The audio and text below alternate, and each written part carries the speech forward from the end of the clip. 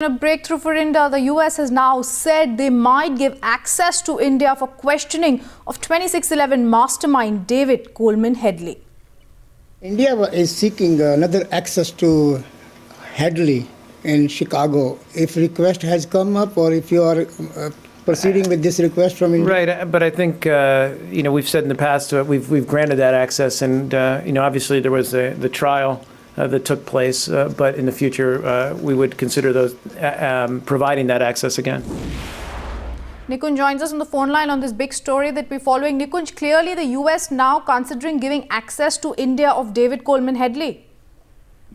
Well, yes, it would be an access all over again, because we have had one interrogation session, if one can call it like that, with Dave Coleman Headley this fall. Now, 6 months passed.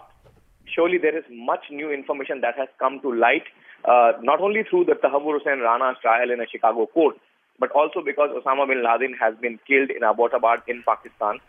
There are other factors which have come to light because of the various strikes and capture of Lashkar commanders across the globe, especially in Pakistan.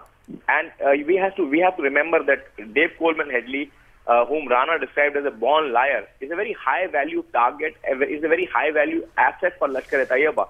He is the only man whom we have ever been able to interrogate as the Indian intelligence agencies, who knows each and every top commander of Lashkar-e-Taiba.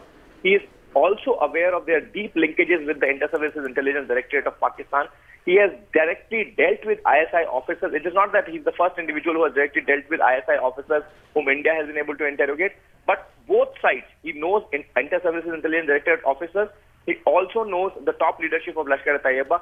Personally, he has attended many sessions with them, not only strategizing how to plot against India, not only trying to carry out the strikes in Mumbai, but also other ISI's planning, command, control, training sessions with Lashkar-e-Taiba. So he's a very high-value target in the assessment of the Indian intelligence agencies. If an access is granted all over again, it's much more than a welcome sight. Though US still remains mum on Tahabur Hussain Rana, about which there is deep-seated resentment. The yesterday's judgment, of course, was a bit of a disappointment, and deep-seated resentment in India that we haven't yet got access, and he has been acquitted also in Mumbai trial. Let's once listen into what the US had to say on granting access to Coleman Headley.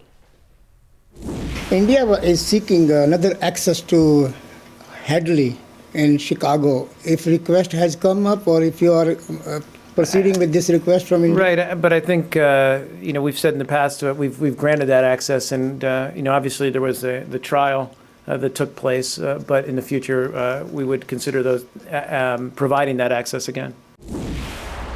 Let's go back once again to Nikunj Garg, who's joining us on the phone line. Nikunj, once again, the question here really being, yesterday the US gave a double whammy to India, sort of to say, with the fact that Tahabur Rana was let off in the 2611 trial. They also stated that, in fact, Headley, they do have an extradition treaty that Headley will not be extradited to India.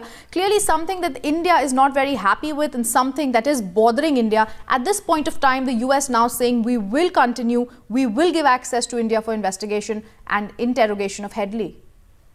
Well, I think you have read it in the right perspective. The fact of the matter is that on both the counts, Indian agencies, Indian security establishment, Indian political leadership are extremely disappointed